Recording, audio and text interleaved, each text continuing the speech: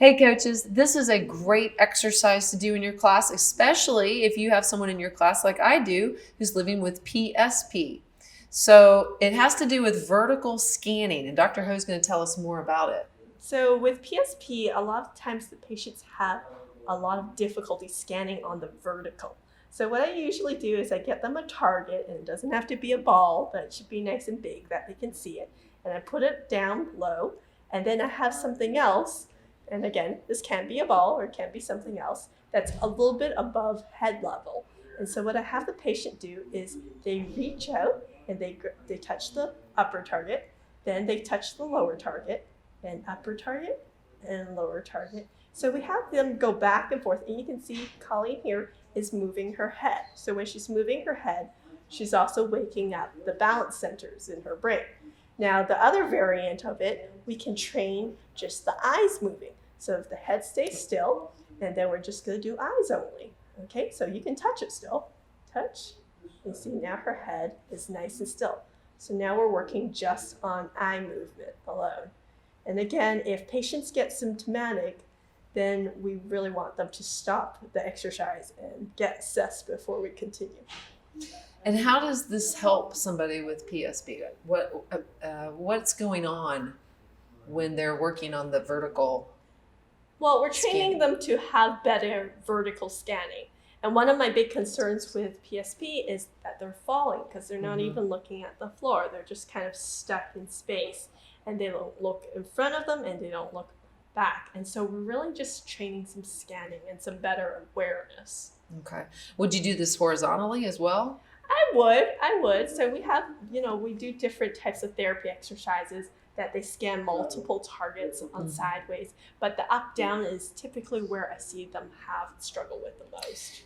If they're going to do this type of exercise with you, how long does it take for somebody to really see improvements? A couple weeks, months? I generally have it as like a basic exercise when they first start out, and then we might introduce some more complicated tasks.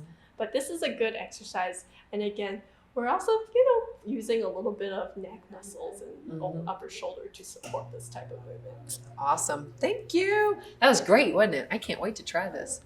Hey coaches, we're going to take you through some really great exercises that will help you challenge your boxer's vision, vestibular, and proprioception channels in their body. And with me is Dr. Irv Rubenstein, who is one of my amazing mentors. You've heard me talk about him many times.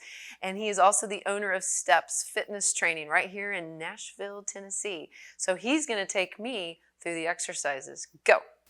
All right, so we're going to start with some on the ground, no real challenge to your proprioception except for the fact that you have to stand up straight. So if you'll face the camera like a good person. All right, good. So the very simple one is feet are normal width apart. All right, no problem in terms of stability here. Turn your head to one side. Good. Turn to the other. I'll get out of the way. Good. Look forward. Now keep your eyes forward and turn to one side. Keep your eyes to the forward, good, and to the other side. Good. So here we're practicing just basic head turning, spotting, seeing where you're going, but then also using the eyes separate from the head to control where your body might be going. As I think you experienced with your other commentary, when you turn your head, there's a tendency to drive your body that direction, unless you can keep some of your focus over there. So it's a good way to sort of get accustomed to moving in space with other people or with objects around. Then we start you with your feet closer together. And we take you through the same basic drill, head turns, all right? Then eye open, eyes forward, head turn, okay? Where a lot of folks get dizzy is when they tilt up, so look up, good. And, but keep my eyes forward? Well, you do it first, just the eyes, this is eye tracking, all right? And then, or head tracking, and then there's eye tracking, right? So very, very simple stuff. All right. You can make it a little bit more challenging just by putting one limb out to the side. The weight of your arm is pulling you over. When you turn your head, the center of gravity for the head is right about here. So when you tilt your head, turn your head to one side, you move the center of gravity off the center line of your body, and that's going to pull you over a little bit.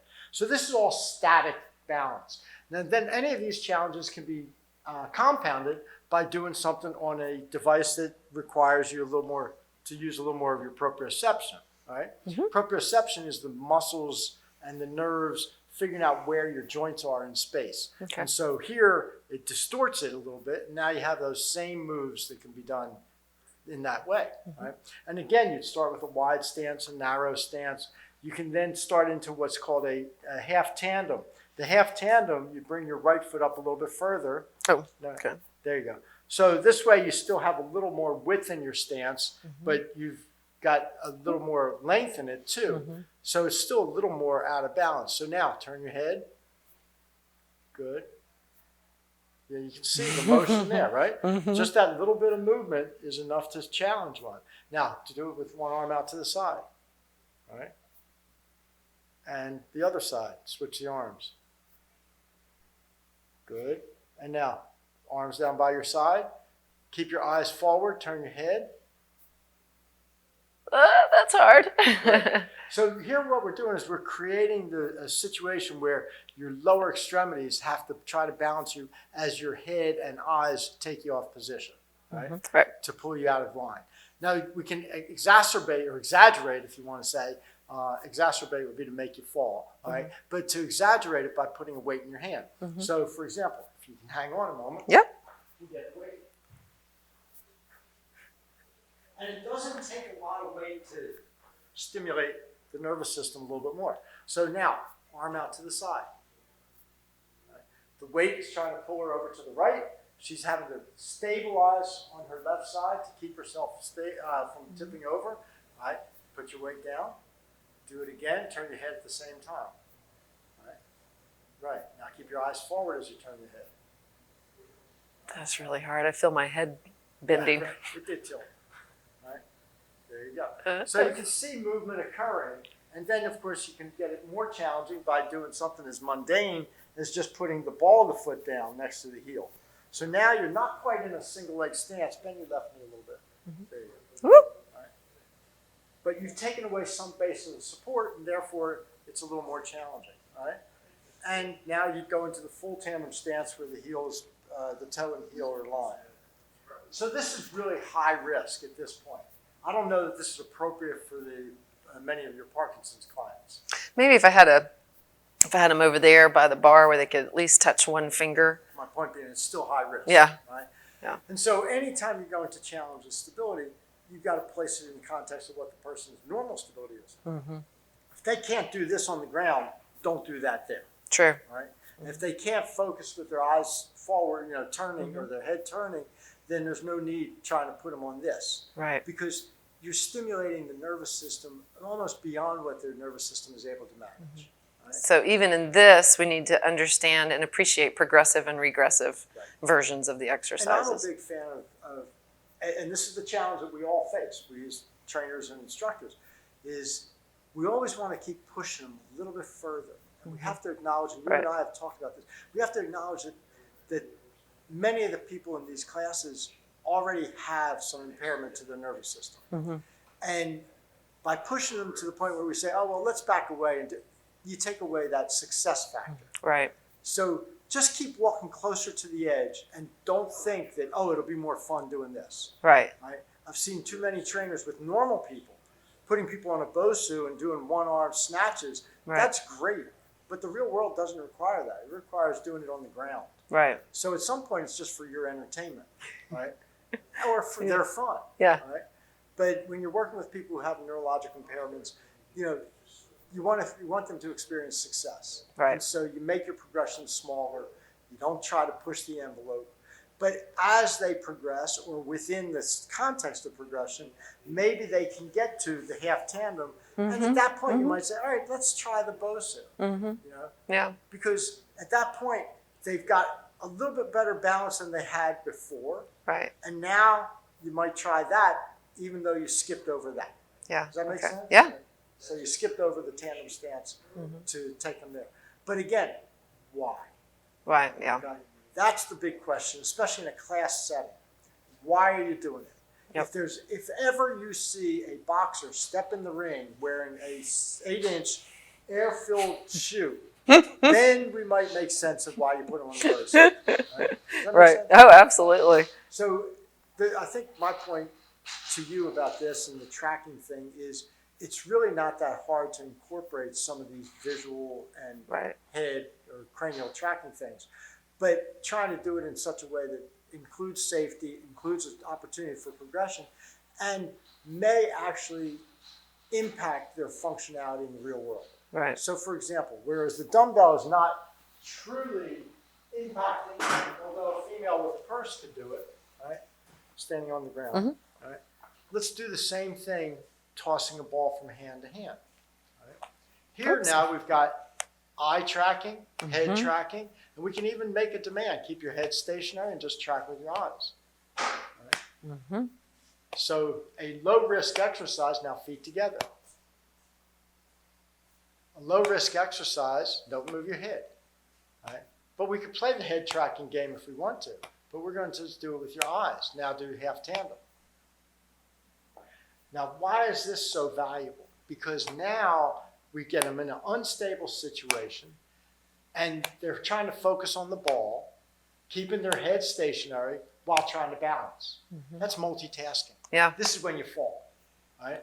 Yeah. When you're going for a plate on the kitchen counter and you're answering the phone or talking on the phone. Or trying to get groceries out of the car, and you've got your purse, and you're trying to dig for That's your right. keys, and you Right. miss the step. And your grandchild's crying. You know, Yeah. I mean, all these factors. So the more that we can bring into that is a better thing. And this is somewhat fun. Right. You know, when I emailed you, I said, just take aluminum foil and make a ball. It has enough mass, but it won't hurt anybody if it hits the ground Right. or hits them in the face. Yeah. So something like that. And then again, you could progress them onto the BOSU, or you could do something as simple as putting them on the disc, where now they have to keep that front leg stationary or put more of their weight on it. Wow. Look at that ankle work. Right. So we can train the muscles and the nervous system and coordination all at the same time. Hey!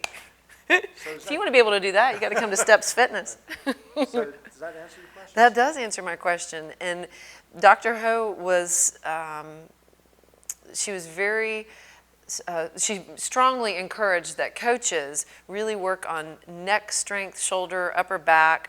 And so I was going to go over a few exercises with y'all. A lot of them are already on my library videos. But just as a reminder, great exercises would be the row, shrugs. You could do, upright rows. You already showed them we just showed them this one right here with the lat Lateral put, raises, yep. right. And then tees. Anything that gets the trapezius. Right? So the trapezius works either pulling down this way, that way, that way. You know, so anything that's going to get the traps will help with posture. But you've got the condition itself, which tends To move forward, Right? yeah. So you got the aging factor and the condition itself, which brings your body forward. How do you compensate for that? You can build the biggest trap muscles in the world, but if the pecs are tight, you're not going to win. So we've got to focus on stretching. This is where the row and the T really come in handy. And we do a lot of those. That's right. I know. I've seen you do that. But then teaching them doorway stretches or with snow angels while lying on their back, all exercises that are going to stretch the pecs out so as to be able to maintain an erect posture when you think about it. The one exercise I'd be really careful doing with your boxers is the upright row, and we talked about this a couple weeks ago, where with our population it's probably good enough to just bring it up to the belly button because we don't want to cause a shoulder injury. Right. Do you want to go over that a little bit? You know, the one that's in the magazines and books always brings it right up to the chin. Yeah. And if you're 20 years old and playing football, that's appropriate. But for the older population, it's probably safe to bring it up to the solar plexus level, and that would be fine. Right? Okay. If a person's got a shoulder problem, they don't do it. The shrug is a good exercise, and in fact, you know, it's a high rep exercise. You hold your head up all day long, so you don't need 50-pound dumbbells. Right. All you need are 5-pounders, and just do sets of 15 to 30. Okay. It won't hurt. But start with 15 because it will make their neck sore by the next session. And maybe with no weight, Well, with no especially if it's a level 3-4 yeah. class and they've been inactive for any amount of time. Before we close, anything else you think the coaches might benefit from knowing and working on this particular topic? Well, we did not address what I emailed you about, which is moving from static balance to dynamic. Okay. And a lot of these exercises can be incorporated thusly. So, right now when you do line walking, right, we tend to look forward. How about doing it looking sideways, or looking with your head forward and looking over, to one side with just your eyes. Gosh, that'd be challenging even for me. Well, it is challenging. But, and again, you may not have them walk in tandem. They could be walking on the side of the line. Right. But that way they're practicing a drill. And the formula that I use when I'm working with my older clientele is this is to prevent or to reduce your risk of falls in the mall during Christmas. When there's all these kids running around, all this activity, all these things to see, your ability to navigate that environment. The environment at your home, which is most likely where you'll fall, is pretty easy to navigate. But as soon as you get out in public, and there's a lot of folks are afraid to do so, that's when the higher risks and the risk of the fear of embarrassment is so high. So practicing in a small, safe environment with even just 3 steps, right, and even just going backwards, and then doing it with your eyes to one side. All those little drills might enhance their comfort levels about moving in a more complex space. I love it. Thank you so much. Well, coaches, I don't know about you, but the last hour and 15 minutes or so has been so interesting. I could have asked Dr. Ho question after question after question, but alas, we had to stop at some point. And then Dr. Irv, who is amazing, brings such insight. That's why I'm always encouraging you to make sure you have an advisory board of mentors in your life who can help you with topics like this that, to be honest with you, is not my strongest topic. So I really learned a lot today, and I hope you did as well. If you're finishing this up and you've got a couple of questions, email me. If I don't know the answer, I've got 2 people in my life who I will call immediately and find out what they have to say about your question. So we want to help you. We want to empower you and help you become the best coach possible ever, okay? Have a great day, and thank you for watching PowerForParkinsons.com. Rock steady.